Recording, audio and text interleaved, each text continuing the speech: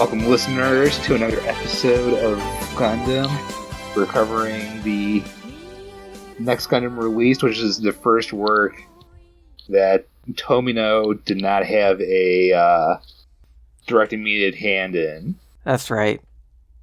I think the only thing that Tomino might have direct involvement in is in the spinning CGI colony that was also used in Char's counterattack. That was the same one, wasn't it? We saw these movies, these series really close to each other, and yeah, hold on, actually, let me just.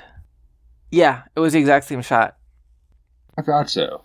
I wasn't going to say it unless you had. I personally don't mind that it was reused. It's a good capture. It's a good scene. Here, this producer Uchida Kenji kind of talks about the backstory of the use of this spinning colony, because the use of 3D CG in Char's counterattack wasn't all that cost efficient. So, because of how expensive it was, they were also compelled to get as much juice out of it as they could. That's fair. So they got Tomino's permission. He was fully on board with reusing that spinning colony. I wonder if they'll just use it everywhere else now. I was going to ask. So how much juice did they get out of it? Well, they used it twice. We'll see that fancy CGI again for F91, guaranteed. Anytime there's a colony, it'll spin around. In conversations, it'll be like Ozu style pillow shots, just to break up the. It's a good shot. I was happy. Not happy, but it's cool to see that again. Maybe a little nod to the era. Yeah. Okay. Well, because what spurred it is that they made War in the Pocket as part of the 10-year anniversary of Gundam. Huh. They really made it. I guess that follows. That makes sense because it's so embedded in the 1 year war. Like Char's counterattack is like a sort of like melodramatic like climax to all the physical the psychological toll that this decade of war had on the characters. It's interesting to go back to that original conflict and seeing it from a new perspective with with really fancy animation. Yeah, that 90s style is something. It's good. Oh no, wait a second. It's not 90s. It's 89. 89. That's the long 90s. Long 90s. Not stylistically, it drips though. Yeah, it's from that first sort of cold open that War in the Pocket had, where the that Zeon battalion, the one that we'll see, the Cyclops unit, and they look so. What an interesting update too! Like we were talking about how much we like those Gogs or Zagoks, for their sort of goofy quality. And we were talking about them in Double Zeta. I don't think we talked about them when talking about them in the 79 movies, but. There's those weird long kind of clawed arms. It's a really cool update. I guess they're not exactly Zagok, so they're probably something else. But they looked so cool when they were at that Antarctica base, and you saw those long arms sort of flop, the way they land on the ice. Tentacle type. Yeah, I was already so on board. And then. Just jumping into things, is this really shows up ready to really impress. The GMs never looked cooler than here. Really cool to see the GMs have a military strategic impact. I do think it's aesthetically they kind of suffer compared to the Zaku's, the Zogs, the Cyclops type units. I think. That's what wins Al over to the Zeon. They have the cooler mobile suits. They're the first ones to do it too, right? At least I think. Yeah, they're pioneers, and they got. This is 79, so they got Garma, they got Char, they got OG Char. They're winning in style. and swagger. Yeah. It wasn't until Char defected and showed them how to be cool. Like, hey Federation, you know that new sound you've been looking for? Here it is. But the GMs, they still like, I don't know. Like, I guess like seeing them in detail, seeing them like be effective. Like starting off, like there's this shuttle launch that the Federation is doing in Antarctica, that for some mysterious package, and a small group of Xeon soldiers are coming to intercept it. This is kind of echoing the beginning of 79, where they're doing reconnaissance on... I'm going to get this wrong. Where's Amuro from? Side number 7? Oh, nice. And when they come to attack, there's a lot more defense than they're expecting in the form of these GMs. And you see how they they successfully defend this shuttle launch, as well as like, man, when they don't work too, that's also like gnarly. That one GM that has its hand gets shot off, but it's still attached, and then that huge gun is like spinning around, and then like it shoots, like it ends up shooting the pilot. There's something about the action here that felt way more graphic. Like the GMs behaved very humanistically, as though these machinery's cringing in pain. And yeah, it's you really. I guess that's the other thematic conceit for War in the Pocket, is the emphasis on the interiority of the sort of grunts in the system, like the ones that just do their little part for whatever cause they happen to be on the side of. Like, we're used to these big names like the Hyakushiki or the Sazabi or the Hamahama, or what was it, the R37 model of Gundam. Yeah, or like any of these to just sort of slice through all the cannon fodder. But it's neat when you see them be like actually there's a reason why you have them. They do things. They're important for sure. Whether there's a new type piloting the thing or not. The Cyclops team unit attacks this base. One of them dies. Yeah. But the Federation is successful in launching the mysterious package. It's the Gundam RX NT. What is it? NT1, NT2? Yeah, something like that. This is the one with the magnetic coating or whatever. Yeah, they are talking around it.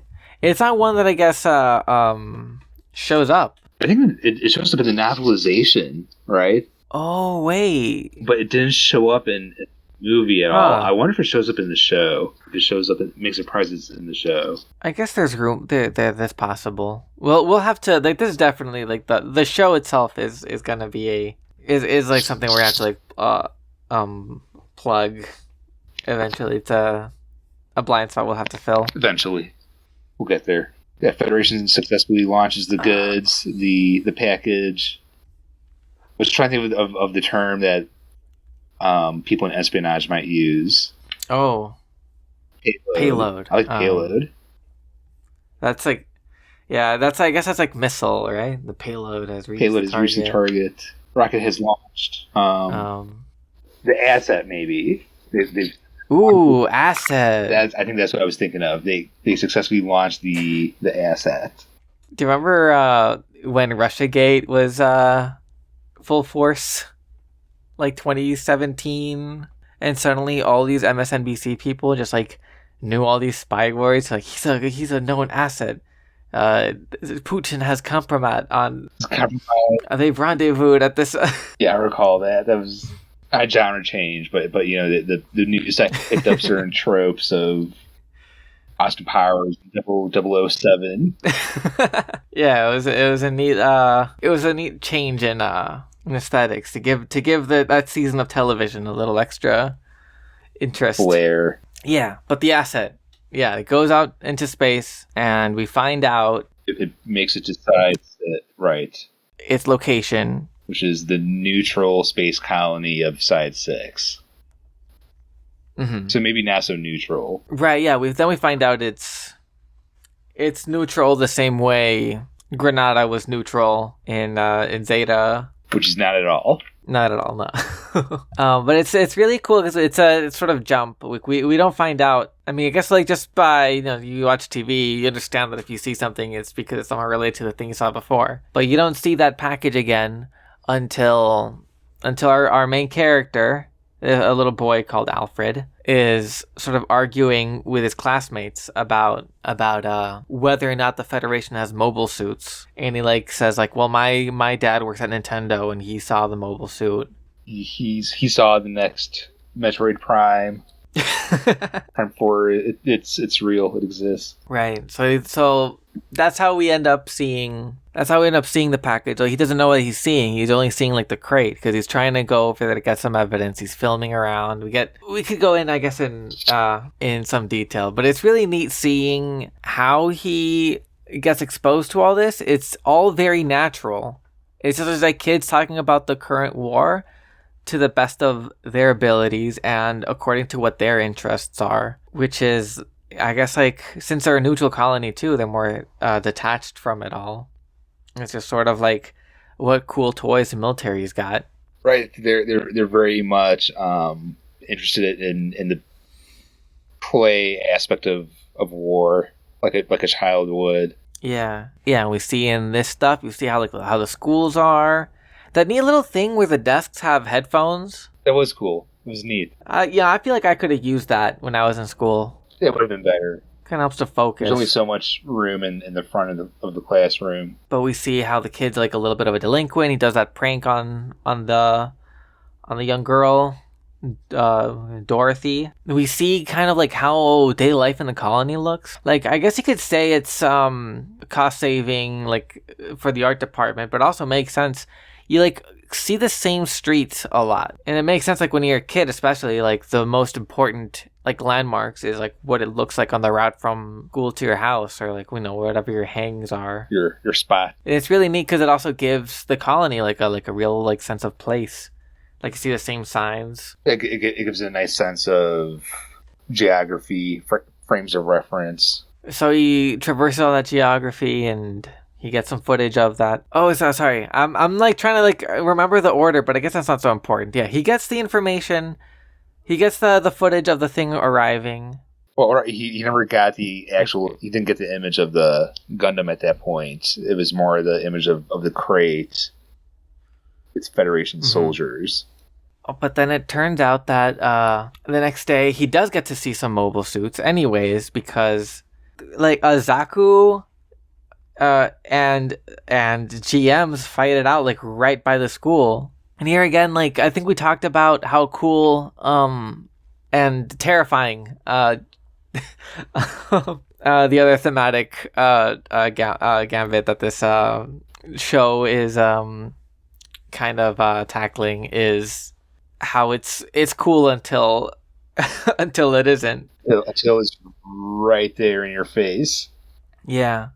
Or even then, right, the Zaku, flies over, it's terrifying, but I'm pretty sure, Al is not phased at all. He's still, got that, I'm gonna live forever youth disease. He's still in that dream, for sure, that this is playtime.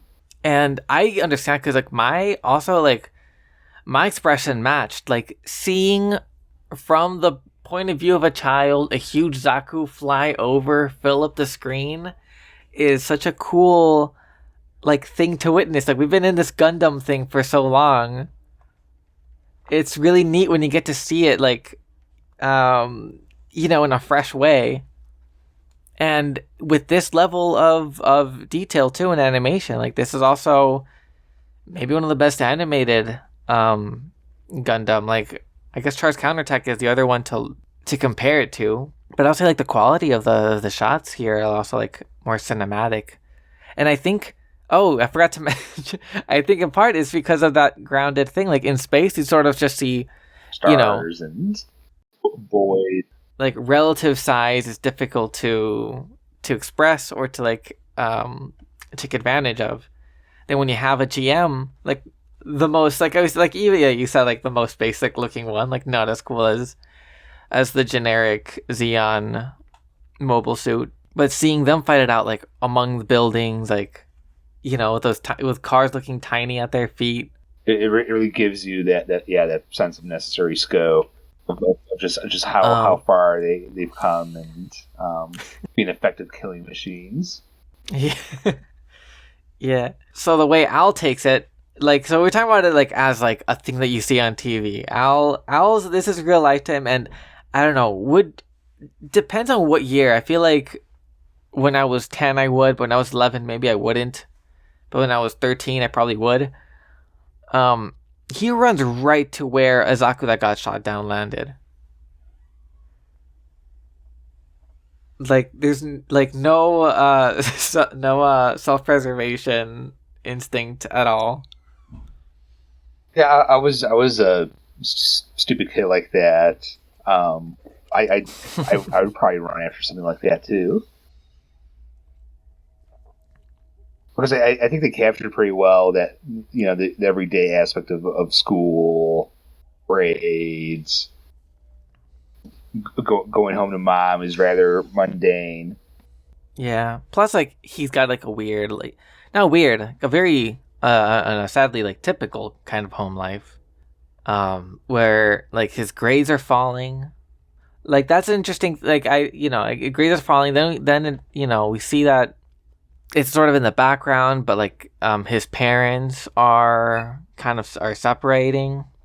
At first, I thought it was just that the dad was just like working so much, like a classic kind of absent thing. Like, oh, I'm a trucker. I gotta do trucker things and travel all the time.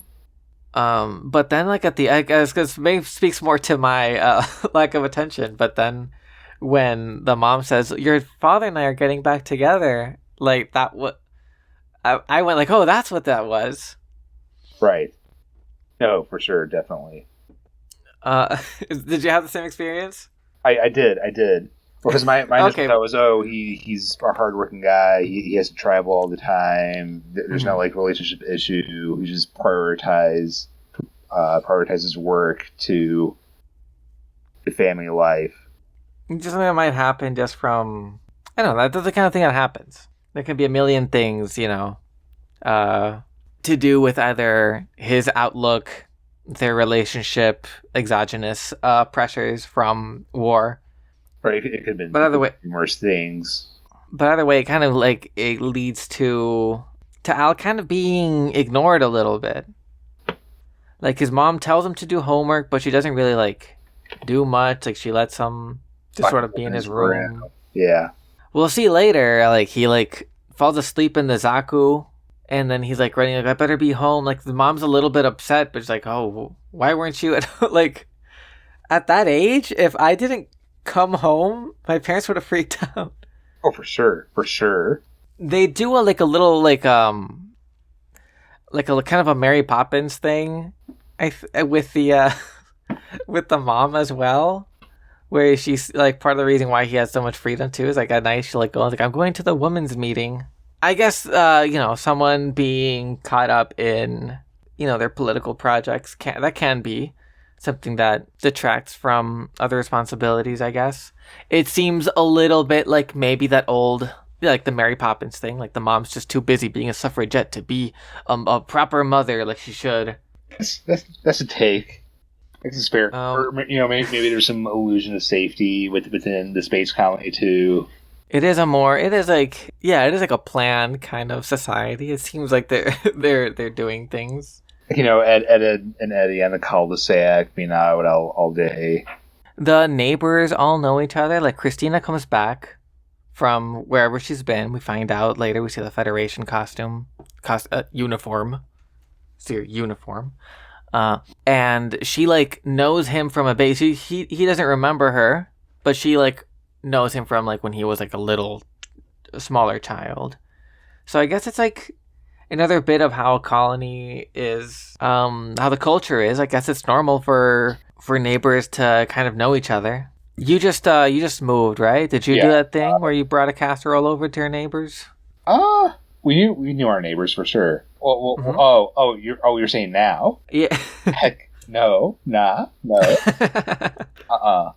I'm way too antisocial. No. I mean, we know them and stuff. Okay, so it's friendly-ish. Yeah. We'll wave, say hi. I think that's a good amount. That's all I need from a neighbor. Oh, an occasional wave for some reason. Yeah, or that head nod of approval. Hey, neighbor. Yeah. Oh, yeah. Stoic head nod. Enough to know that if a pet goes missing, then you can go to them and be like, "Hey, have you seen my pet?" Exactly. But not to the degree of let me cook for you. Right. Is there anything more about Al's home life? No, I think we summed it up nicely. It feels invisible in that it takes a village environment. Hmm. I guess he sporadically gets to see his father, which is still kind of nice, but Yeah, but you can see like how the dad isn't super interested. He's like, "How are your grades?" He's like, "Doing okay." We cut to the grades being worse than he said. He's like, "Ah, that's my boy." you're always good at science. And that's interesting, because you do see, right? Like, you do see the grades declining, like Probably due to a lack of a father figure.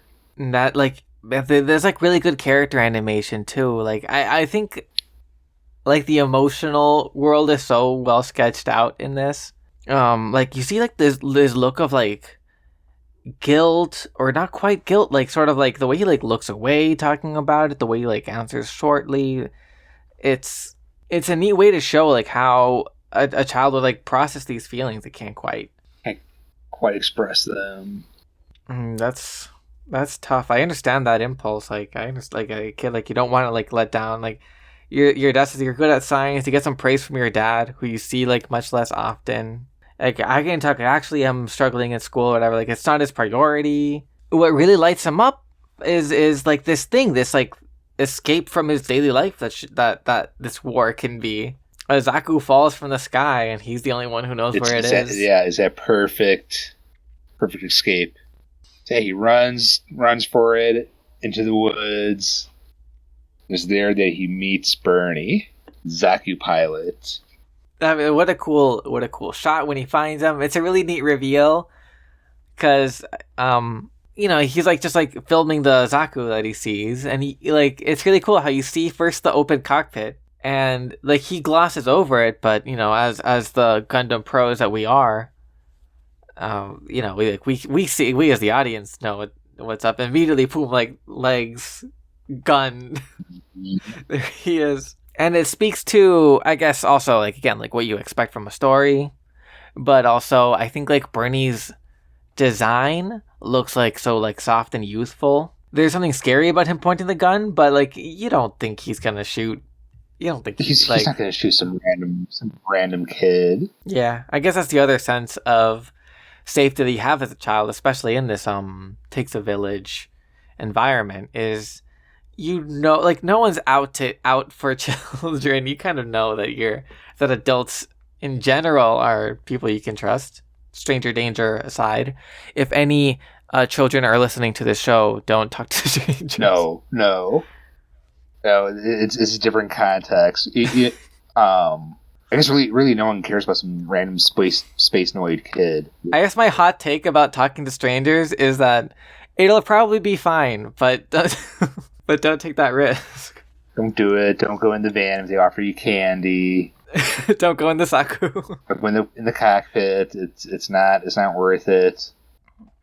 Don't trade your camera for the strangers for a tag insignia. Yeah, what a bad deal. Like he's lucky Bernie was kind enough to give the camera back. Like, is this kid so short-sighted? I thought like this is such rich kid behavior to be like, I'll just get another one, or I don't know like what he's thinking. Like, whatever, this is nothing to me. A real military little pin. Now that's it was the fad that he was so into what was either getting some Federation or Xeon souvenir. Yeah, I guess it is the thing that most captures his excitement. But he does like he had that camera around, like he's like playing with it in that way. When he wakes up, he's like, sorry. Bless you. I can see him being a very effective war journalist growing up, you know? Yeah, that's something you would expect to see in an epilogue or something. Yeah, but Bernie's nice. You get to see some. You get to see the way that like Bernie like tries to like posture himself as an adult, and sometimes that works. Sometimes he has Al's admiration, but it's more of a big brother kind of relationship, which is then gets like more literalized later. Um, like he like wrestles him to the ground, like Al wrestles him to the ground. Yeah. But Bernie still has like a little bit more maturity, and of course he's a soldier. He's able to yoink the camera away from him, tricking him with the gun. He's able to figure out, oh, this crate here is something special. Yeah. And he gets taken away. One of his squad mates takes him away And abandons the Zaku. which is neat. That's maybe the biggest IMDb goof for this. Like, how did surely after a big sortie between mobile suits, someone counted how many mobile suits were there and how many left. Surely a survey of the area must have been made. Maybe. They must have thought, oh, it got away, or, oh, it's not functional, so we're just going to keep it there in the woods because we don't have the resources to move it right now. It is kind of, it was a goof up, though. Because it was just sitting there. They're able to then, like, fix it up. Clearly, yeah. Because, like, later when the next big mobile suit fight, which I think is, like, episode 4. Yeah. Because the third episode, Bernie shows the images to the Xeon higher ups. He gets assigned to the Cyclops team, and then they proceed to go back to Side 6, in that colony, in order to either steal or destroy the asset. Right. And there we get the speaking of the cool animation, that when they're the plan to get Bernie back into the colony, like undercover, is like as a sort of like delivery driver that's just making it in after Xeon like feigns an invasion.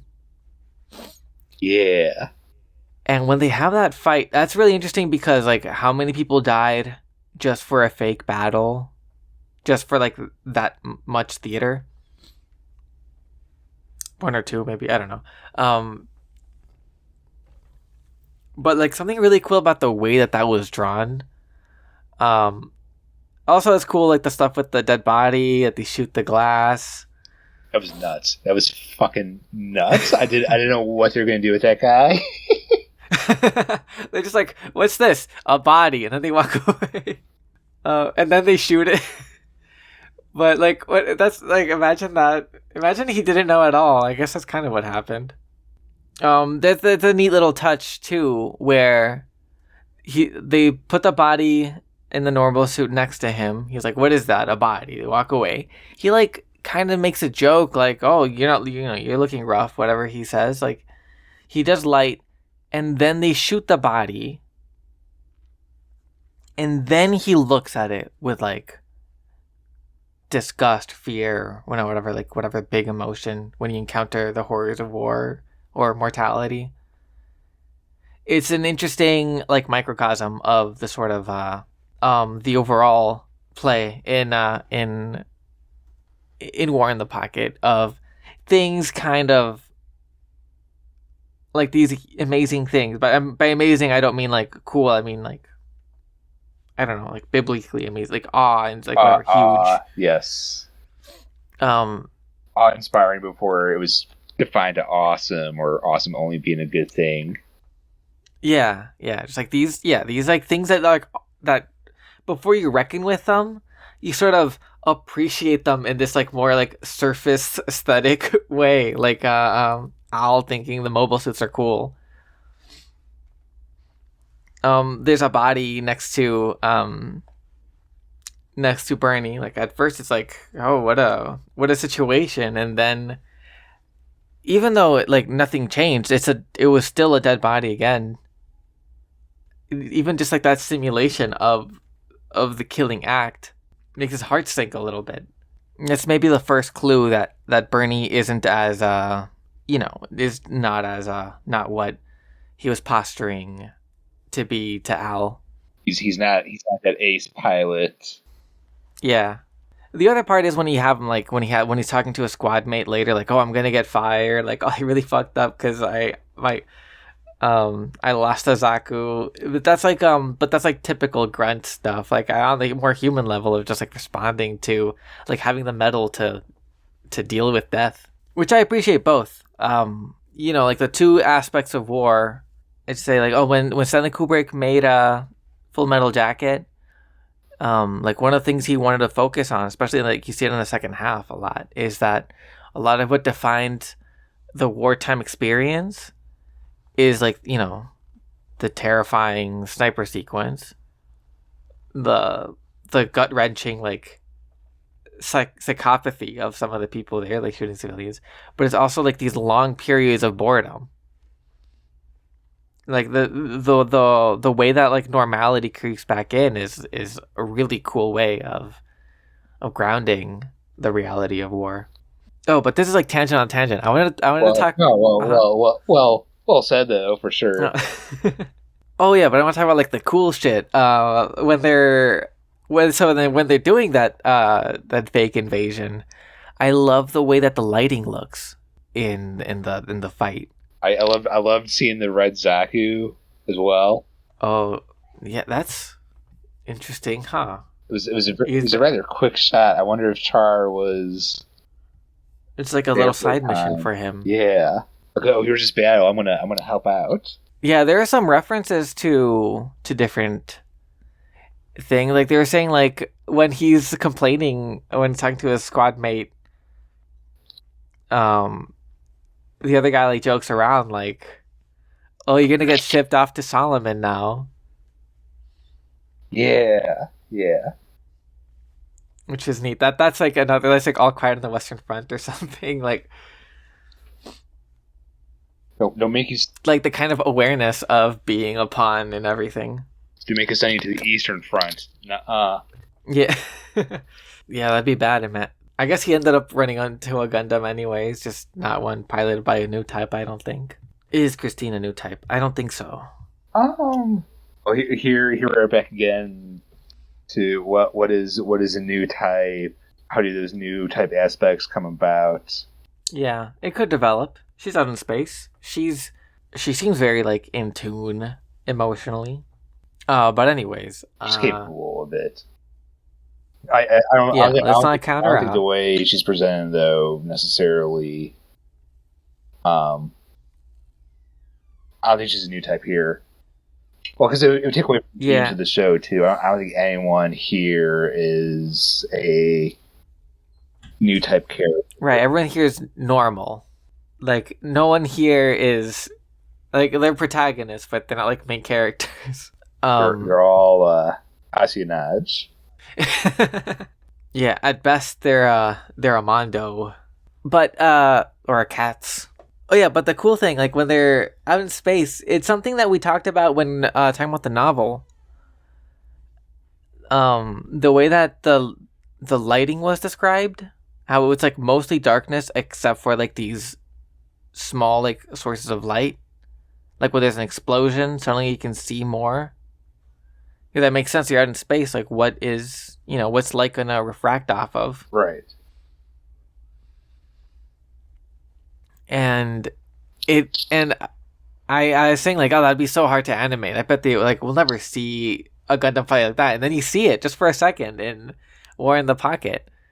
When they're out in space, everything is like mostly shadow and like these highlights. It looks so intense. Yeah. Yeah, I'm looking forward to more of these OVAs. I love this format. I love this era of like we can take our time and really make this look special that they had in the 80s. Yeah, I think OVAs were a very cool anime era style. I don't think we see too much Yeah. anymore. No, I can't think of. I mean, I've been so like outside of. I haven't like kept up with anime lately. I can't remember like the last like OVA or I guess ONA. The last one I remember was like the original My Witch. What's it called? My Witch Academia, Little Witch Academia. Yeah. The original short that came out. That was that was an exciting thing, but it wasn't an OVA. I don't think it only had the one episode. And then there was a show, and I remember trying to watch the show, but like not, but kind of bouncing off. I don't think it's its fault. No. I think I was just. But either way, nothing like even Either way, that special sparkle, that special powder, that dust that they put over the stuff in the 80s and 90s. Some pristine shit. Yeah. Where were we summarizing? Oh yeah, right. So Bernie's in the Cyclops. The Trojan horse.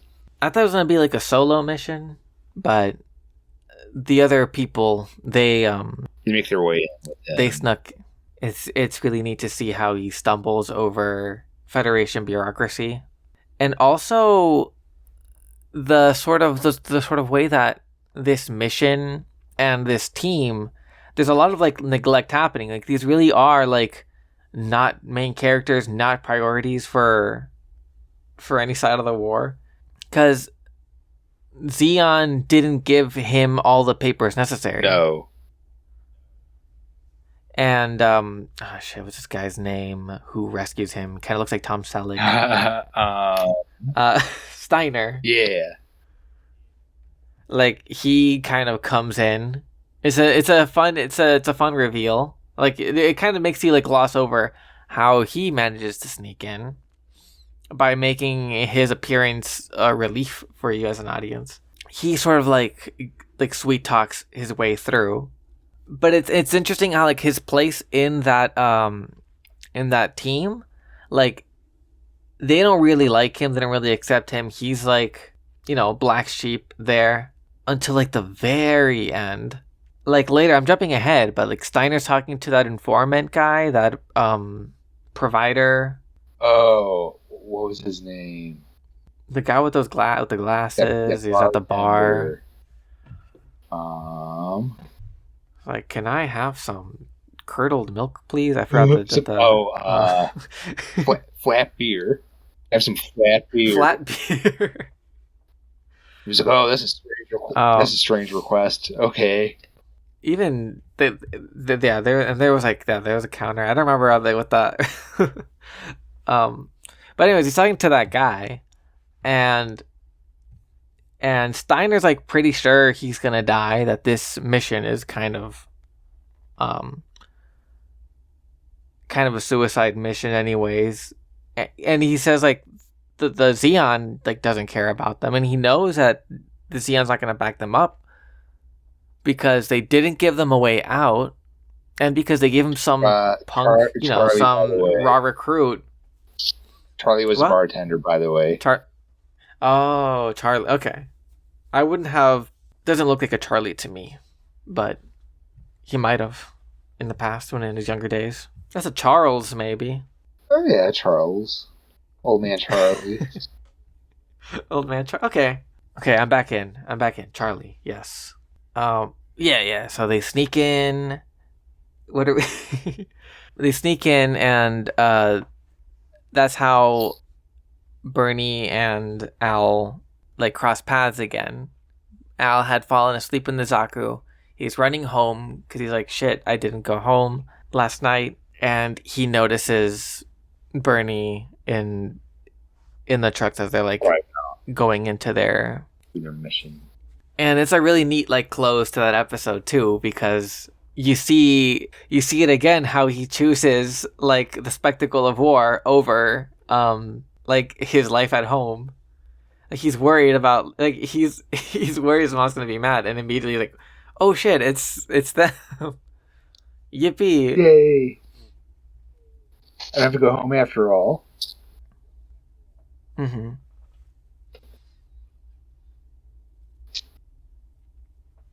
Uh, like he doesn't get to reunite them with them immediately. So he tells the cops that they did a hit and run on Yeah. him.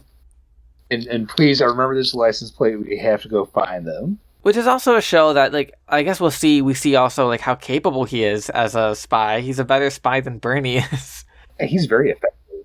But, like, he's able to remember the license plate, like, when he helps out there. And I'll go back to, like, his grades were falling. Like, he had good grades before. He just got a little distracted. Yeah, so he recruits the police to find him, and he nearly gets them in trouble. It's so funny how he just, like, picked one of them to be, like, arrested. It was him. It was that man. But then when things started to go south during that interaction, he very quickly changes the narrative in a rather beautiful way where he admits or tells the police, oh no, sorry, Bernie's my brother and I haven't seen him in such a long time. I had to find him. Yeah, it's like those narratives that he pulls are like strangely compelling. Like he pulls that same trick again when it's just him and Bernie doing their crazy plot. And he distracts those cops by like being like, "Give me my dad back" to those Federation soldiers. Yeah, you killed my father. If you weren't here, Zian wouldn't care about us. I want like I don't think it's canon. I don't think it's expressed, but like you also wonder if this is like these lies are his way of getting some stuff out of his system. Oh, for sure. I think so. If only they had a theater, because it feels so real. Very talented at playing undercover, for sure. Al plays some espionage with Bernie and Cyclops' team. Oh yeah. They go straight into. He was straight into the. They kind of recruit him. With some nuances there, because the next insignia they give him is wired. Yes, it's bugged. Yeah, it's pretty dark stuff. Like the way that they're using him. Steiner is as a character, like he's a very subtle MVP, but like the way that he gets that information out of Al. It's like he's able to like play the role exactly what he needs to be. Like, good job, kid. Like it's not like, yeah, I guess it is manipulation. Like he's just like he needs to make sure that they're on the level. Yeah.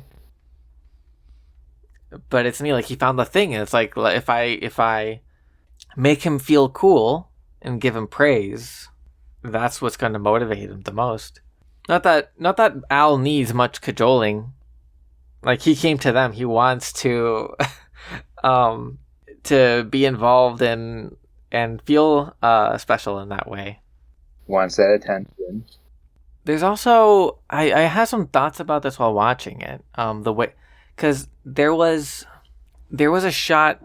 We're going back. There's, and I don't know if the OVA, like if the video release in Japan would have had those interstitials, or if those interstitials were more for the when you watched it, did it have those little like like those eye catches, like those like commercial breaks which they wore in the pocket? Oh no, it gave those little like, I know what we're talking about now. Yeah, like the show re-enters and that "We're in the Pocket" ad with him in the helmet and pocket with the missile in there. Oh my God, Pocket! Is that on purpose? Yeah, that.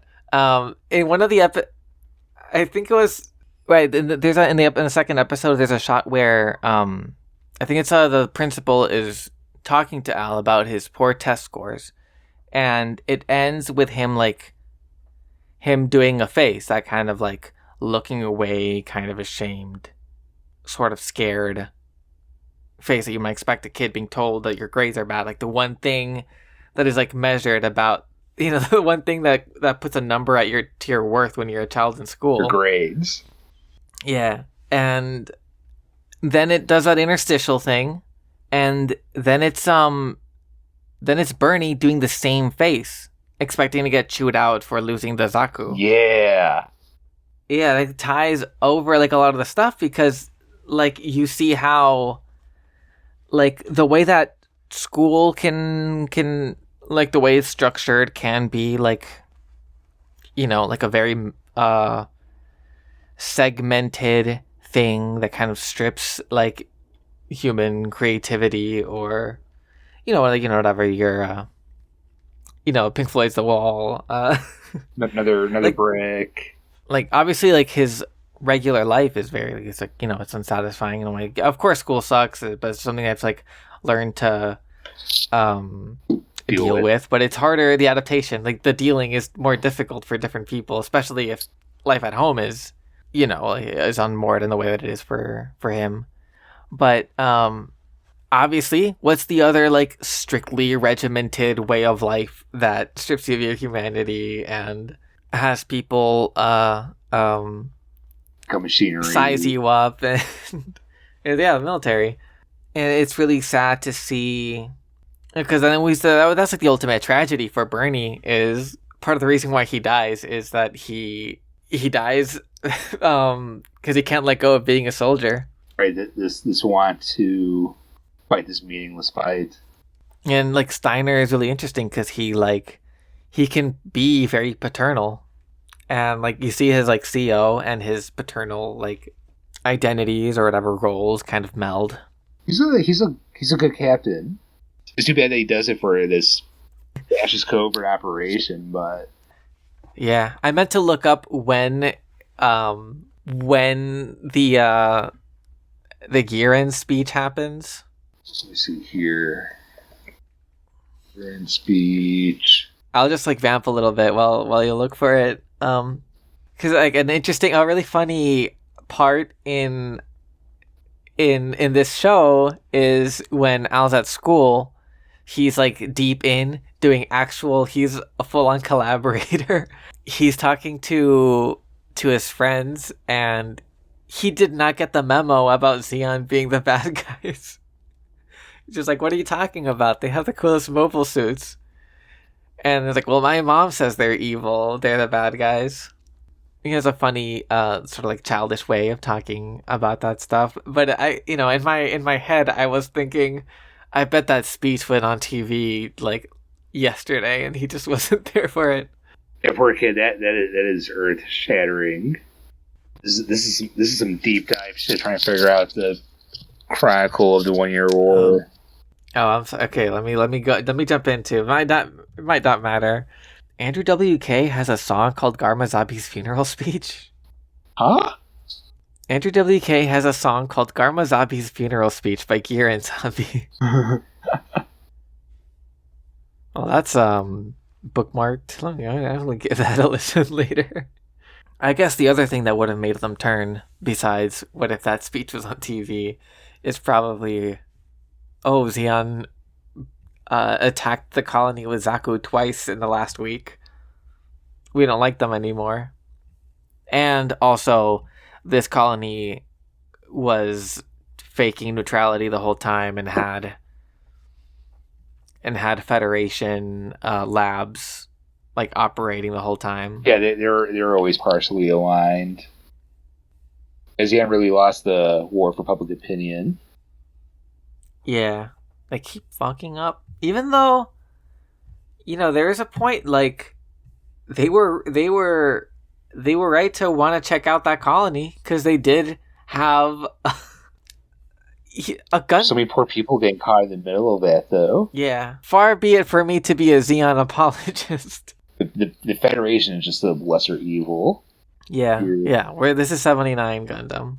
Yeah, public opinion towards Zeon starts turning, and poor Alfred doesn't know how to react. Then that next attack on Side 6 happens. The Cyclops team manages to build their Gok Zok Cyclops double arm thing. Right, which was another case of like that was just a diversion so that they could try to blow up, the Gundam. Gundam that they were building. Yeah. Oh, I did wanna.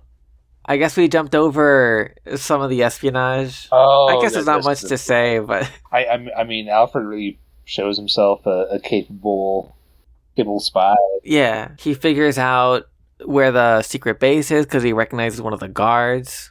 It's like really cool, like a good with faces thing. Finally gets the picture. He's like looking with a telescope while Bernie's just sort of like lying down.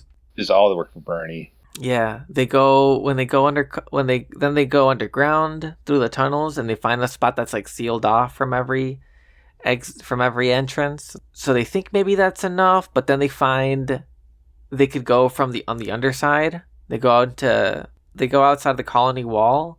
It was a really cool sequence and more space stuff. It's really neat to see like a loose fitting normal suit because then it's more rugged that way. You get all these. I just like love these details that make it feel more lived in. They have a nice little spacewalk. Yeah, definitely. Details are nice. Oh. The look on Alfred's face, seeing the stars, experiencing zero gravity. That's interesting. That's interesting because it's like space is right there, but why would you be exposed to it? Why would you go out? I bet there's like the same way you can go parasailing if you wanted to. I bet there's like that's like a kind of industry. I think so. It probably not during 1 year wartime, but sure, yeah. Not during like take an elevator up to or down. I guess it's a spinning colony. Do some space sailing type of deal. God, I want to be except for the war stuff.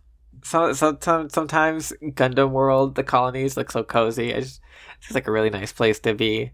There's so many different the Alps you could go to if you lived in Gundam World. Yeah, or sucks though, and it's just awful that you have these different parties being so interested in power, and really could be a good era for people. That's like another aspect I kept thinking about in that we didn't get to touch on in the last question is okay, you go out to the stars, you never encounter any more problems with colonialism, racism, regional conflict. Like, not to be too doomer about it, but it's a little overly optimistic because war never changes. As Ron Perlman once said. Fallout taught me that. Oh, but yeah, I guess that's the they did the spacewalk. Al extends himself a little bit too much. Oh yeah, and they almost fall. It was kind of interesting that was a moment of like comic relief, though. Team that's like the wholesome danger. Yeah, the wholesome danger. It's because then it's bonding experience danger.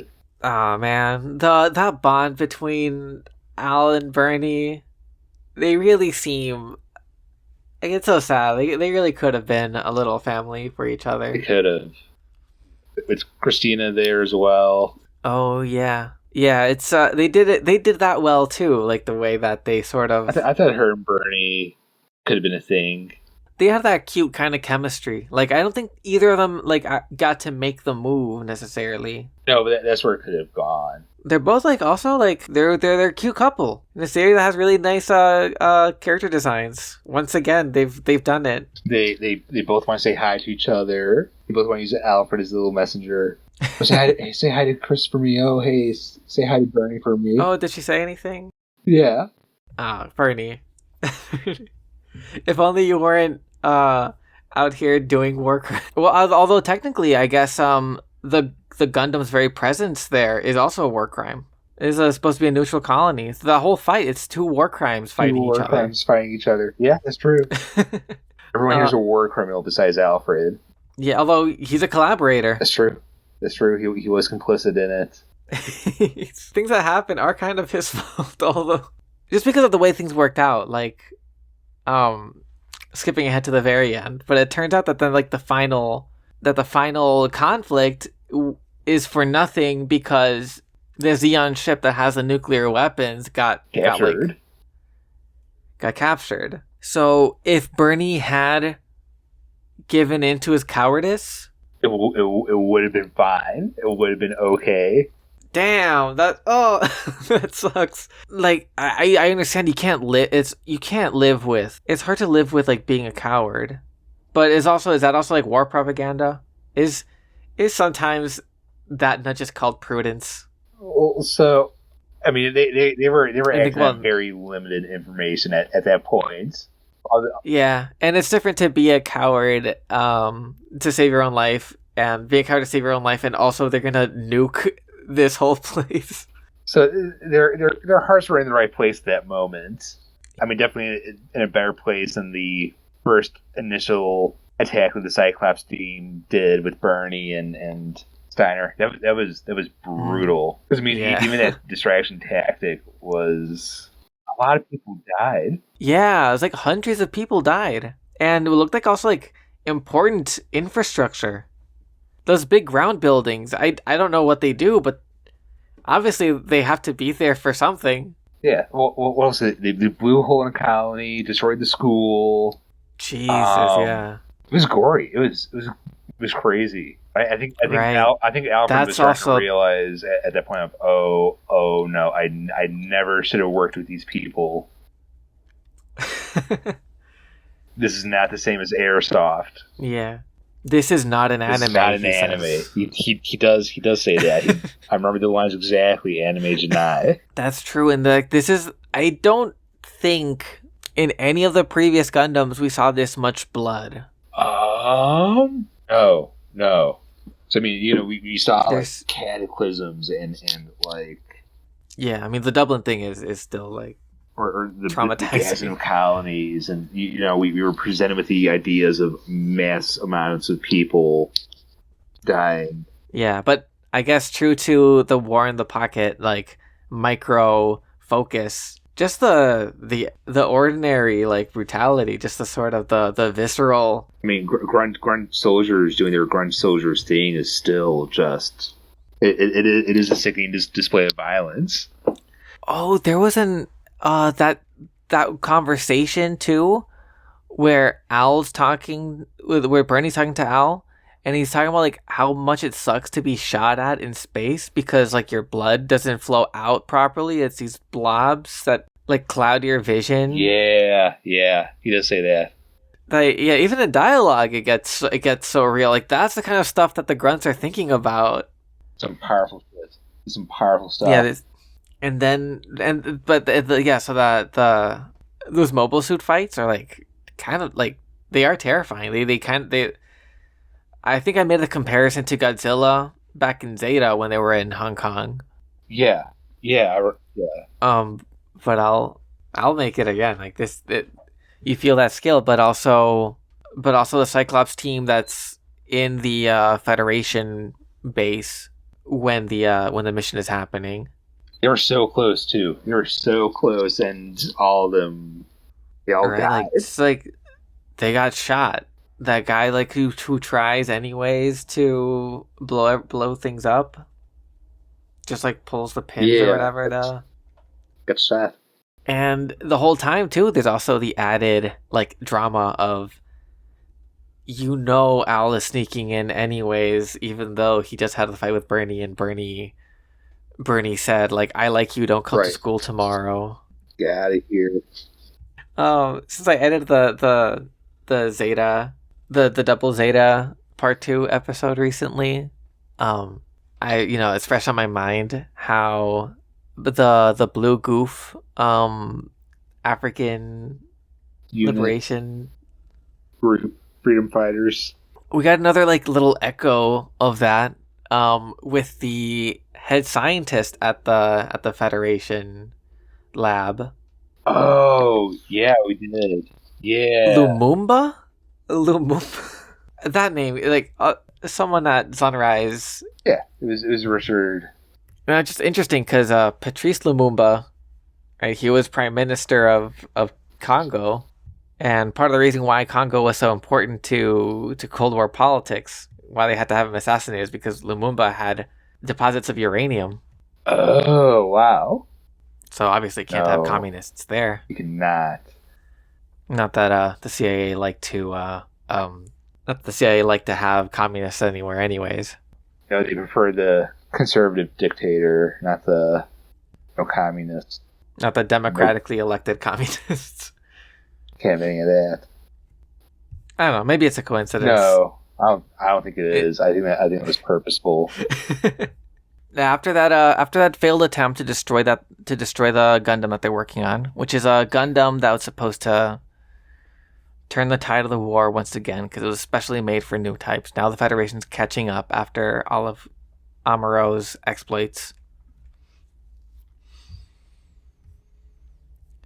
Zeon says, like, if you're not able to destroy the Gundam, then we're just gonna blow everything up with a nuclear bomb.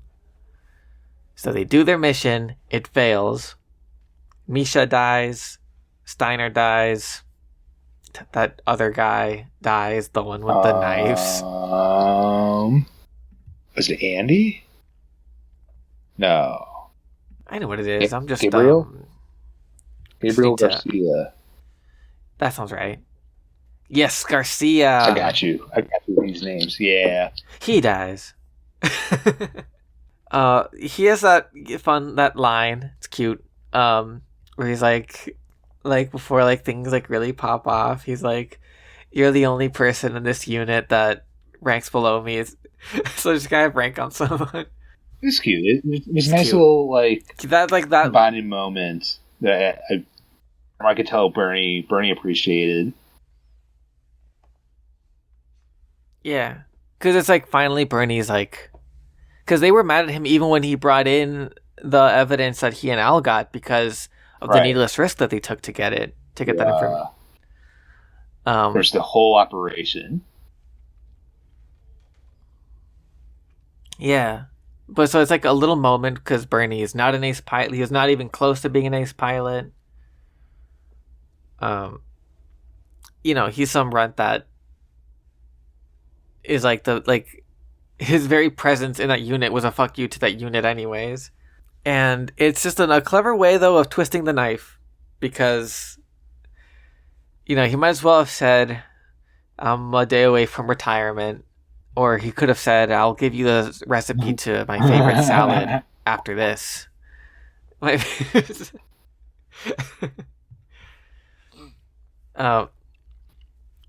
whatever, like it makes it hit more when he dies. It's also like, he's trying to complete his mission. There's some inherent pathos to that. But yeah, so it fails. Everyone dies except for Bernie and Al. They're left alone. Bernie knows that they're gonna blow up the colony, and he has no means, and he's just advised, get out of here. Which he almost does. He really almost does. He's right by the ship to Francesca. The colony he was heading to, that little island paradise. Yeah, Francesca. So suspicious for him to. You don't just go to the airport and go anywhere. Yeah. In the middle of a war. And then he looks at the ad. He's like, "Oh, I want to go here." I understand also why the person working there is asking questions like, I can't. My shift is almost over. Shift is almost over. Almost done. That helped Bernie make his escape. It's so rough that he tells Al to leave. That's the best he can do. You should go if you can. You're like, who's gonna believe him? Right. Like, you I think he calls him out on it too. Like, you're collaborating with us. They'll execute you anyways. Yeah. Still, like, it's a tough decision to make, but I feel like if it's like be hanged or everyone gets incinerated, you would hope to make the choice for others. Yeah. Anyway, they really execute a kid for spying. Yeah, no, he's a kid. The likely understanding is he got manipulated by adults who knew better. But it's also, I think this speaks to the end too. When he chooses to fight, he also gives Al like a full confession to hopefully help him out. You know, like a million things could go wrong. We've seen how bad the Federation can be anyways. But like if that was an option before, if that could have been the thing that averts this calamity. Why not run and then give him the tapes?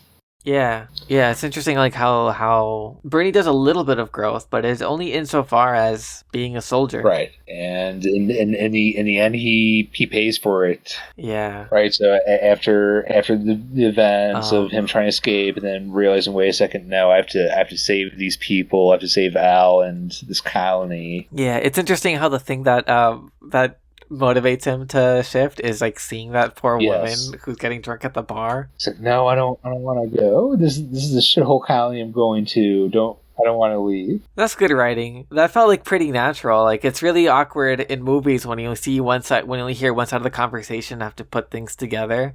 But that felt natural. It makes sense, like coming from someone who's drunk and incredibly upset. You can get this whole narrative of some guy who womanizing and being a piece of shit. I guess that put things into perspective. Also, like I think there's also the aspect that this woman who's drunk at the bar kind of looks like Christina. That's true. Like he thinks it's her at first. So not knowing fully who Christina is, he must think that fighting here now might be his chance to get her. Yeah, or even at least like I don't know, like if someone matters to you, then like what they think of you really matters. Like how would you fare in their eyes? And I think the other aspect too is that if he ran away, like how it's really difficult to live with yourself afterwards. That's true. But it's neat. But the main relationship that needed attention, that needed healing, of course, is Al and Bernie. They get to really pal around. Bernie comes up with a plan. They're really together. It's not like just Bernie's liking off while Al does things, or or any like layers of manipulation or anything. Oh, it's just the two of them planning some pretty awesome guerrilla tactics, I think. Yeah. It's like, oh, it's a neat plan. It's also really cool because Bernie's not an evil Machiavellian guy. He wants to fight where he doesn't have to worry about civilian casualties. Right. And he uses like Christmas balloon decorations. Yeah. Which is another thing to praise about War in the Pocket. It's like one of the best Christmas shows I've ever seen. Yeah, that's what I'm gonna start. That'll be my new thing instead of Die Hard. And it's really cool that flip that happens in the show, from how exciting and like how fun, and it's almost like Ocean's 11 or something, or like Dirty Dozen. I don't like plan coming together, these little like schemes within schemes to get things going. We talked about them distracting the Federation guards to get at this truck that had been pulled over that had some parts. Yeah. They sneak in to Misha's GOG or to salvage some parts there. There's some cool work together. And then like when the fight happens, it's all tragedy. Every aspect of it, even the balloons thing, becomes a source of dread. Yeah, as soon as, Al's father gets with them on the truck, and he said, oh yeah, I saw this battle. There's a Xeon ship with nuclear warheads that surrendered. As soon as that was said, the entire tone of the last episode took a big dramatic shift. I don't know. That's like we talked about. Like we compared Char's counterattack to Greek tragedy. This is another one of those for sure. Really an awesome display of Hermatia. Yeah, that like when it happens in those Greek plays is it's the best choice to you at the moment. You just don't know everything. Or like it's a win. Like no matter what you do, you'll upset some god anyways. But then once you gain that knowledge and that realization, the way it hits for both audiences and character, is the added thing of Christina being the Gundam pilot. Oh yeah, it still could have worked if it was an anonymous Gundam pilot, right? But this is a named Gundam pilot, so there's no way the green Kaimanzak who's going to take that down. He was close. He almost did. Yeah. A small shout out to the animation once again. Fight among the trees. Like the way the mobile suits look when they clash. The way that like those little like reminders that it's not just like human bodies too. There's these moments where like it happened like when Christina goes out in the NT2. When she goes on the Gundam the first time, like she busts out of the hangar by like propelling the Gundam out, like while it's on its back. And she does that move again, fighting against Bernie Zaku. And you also have another moment where like Bernie Zaku's gonna fall, but like the verniers on the Zaku's back like fire off. It's a good fight. It's a really good fight. Yeah, that axe, it just feels like so much more of a tool. You see it like heat up, and the impact when it clashes. Yeah. Slicing off that Gatling just feels so momentous when it falls on the ground. It's a huge thing. But also, in terms of drama too, I'm not sure how much of, I guess it does help as distraction tactics, like the Christmas balloons. That pink gas that they released too. Yeah, but a neat thing where it's like, oh, what a clever idea. Even that becomes like a source of dread when you're watching it, because she shoots at the balloon. Great, the plan works perfectly. Al's right behind Santa. Right. The bullets come like right at the screen too. It's like really cool framing. These are really, really well directed. All the way up to that final moment. Yeah, that slice through, like the beam saber going through, like where the cockpit is. Yeah, and he was really close to that axe too. Powerful moment. It's like I messaged you before. The show is made up of possible lovers killing each other. It works. That's a good formula. Man, that's so rough. Because they both come out so beat up. Like Christina barely makes it out alive. A small mercy for us. For Bernie too. Can you imagine if they had both died? I'll say one thing. Al's grades down the toilet for sure. Oh, no doubt about it. No doubt about it. God, the look, just the distance in his face. Yeah. One more image. You know, it just. Oh God, yeah. You could tell that PTSD forming in his eyes. Yeah, it's cooking. It's percolating. The realization that he killed his older brother. Yeah. And almost killed Christina too. Right, like at that point he's not sure. Or at least he just like sees like her, like them take out her body. Like I think you hear someone say she's still breathing. Right.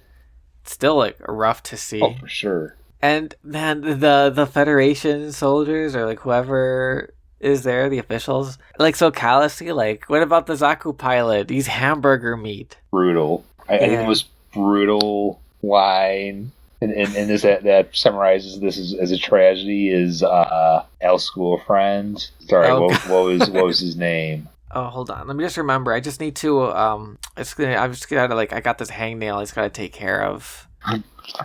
Che. Yes. When Che says, "Oh, don't worry, Alfred. There'll be other more flashy wars." What the fuck? It's hard for me not to read that as like an indictment on like a personal attack on me for being so excited to watch the next Gundam show. It kind of does feel like an attack on the viewer.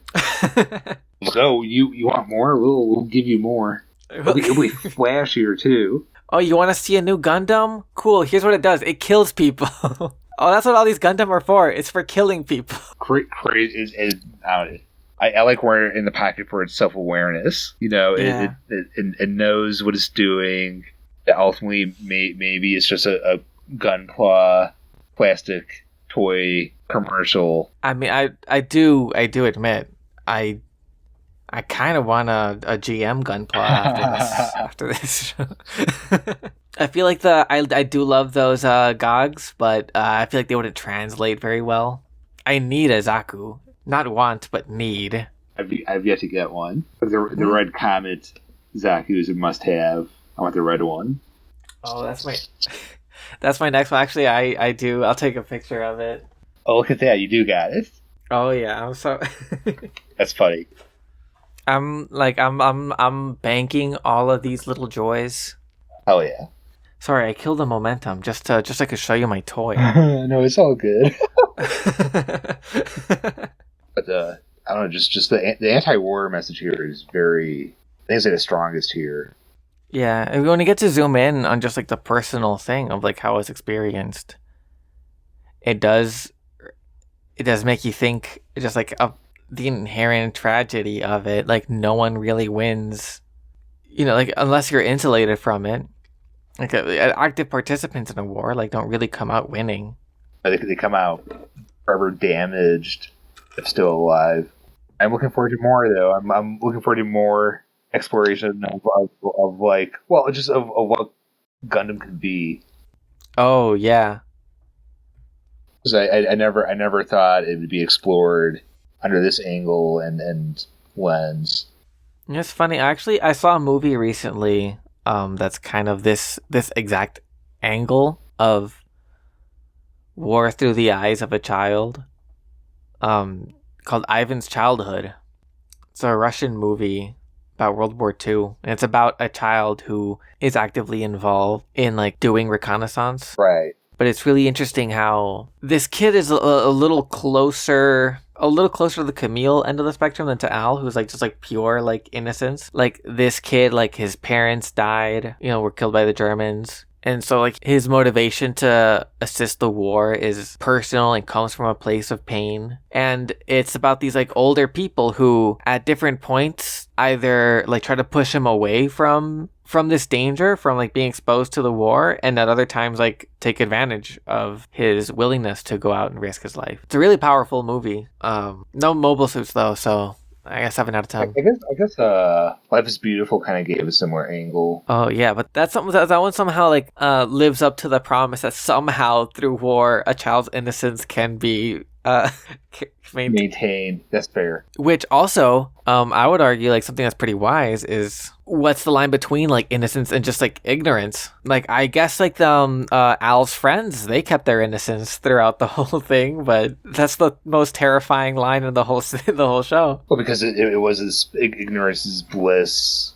lineage. Because they're not any better off for it. I mean, frankly, they're probably worse off for it. Yeah, and Al, just for people to have that viewpoint. That awful reality would just continue. And Al's the only one who like saw enough of everything to know that just like war is inherently just a sort of like tragic back and forth, just like thing that eats lives in a way that just because of his involvement with Christina and with the Xeon thing and like at the colony that he's at, like he's really at the center of everything there. Whereas, if Che's dad had died or whatever, he'd come out of it just going like, I hate Xeon, I will do anything to kill, like, who's to say they would just like add to the cycle of hatred and revenge.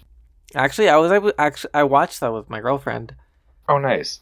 She's typically fully loses interest as soon as a single robot shows up, but I think because of the scope, the scale of the story, and just like the straightforward, like this just like is a story, one single thing, like it yeah, it's nice and independent from the weights of whatever canonicity existed there before. I don't know, it does a good job of subverting expectations. I think subverting expectations is a good, it's really telling. It's a really good cool phrase to use for this too, because part of like how it manages to function so well too is that a lot of the heavy lifting for the world building was already done by 3 series and a movie. It gets to feel like it has so much more weight when it gets to borrow all of this history. Right. It doesn't have to explain what Xeon is, doesn't have to explain what the Earth Federation is or what these space station colonies are. Yeah, like I can't remember like exactly what details where. I think it would just work if anyone wanted to start Gundam with this one, probably. It does stand. It does stand independent of those things. Unlike Char's Counterattack.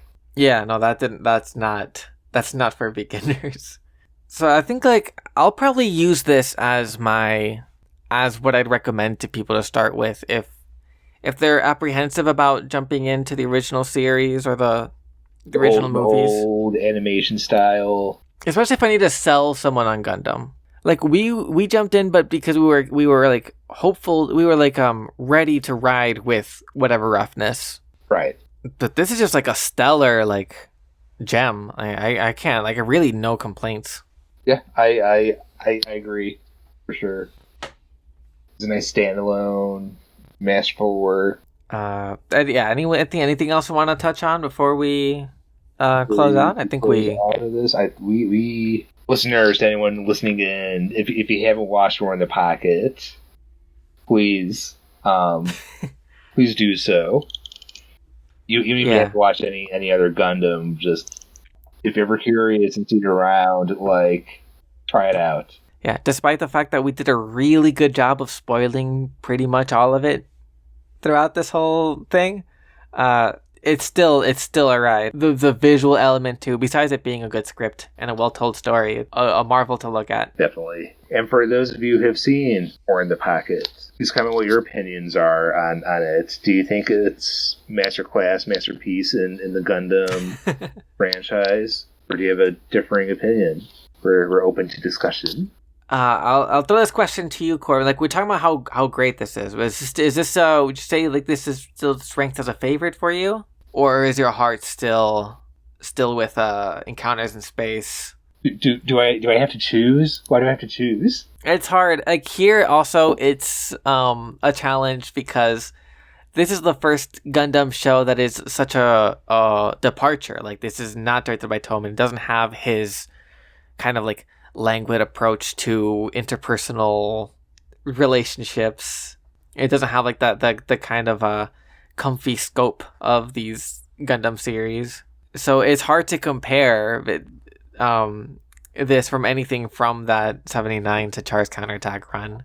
I guess I could say, you know, like at this point, Gundam doesn't need Tomino to create amazing works around it.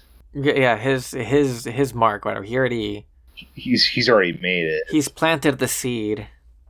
They're so different, and I like that they're so different, and they do the what both achieve what they're trying to set out to achieve. Yeah. I couldn't answer myself, like, especially for like favorite. Like, I would say like this is, you know, we've sung the praises. The great story. I mean, I think it's one of my favorites. It's definitely going to be easier to rewatch if I ever decide to do it because it is so short.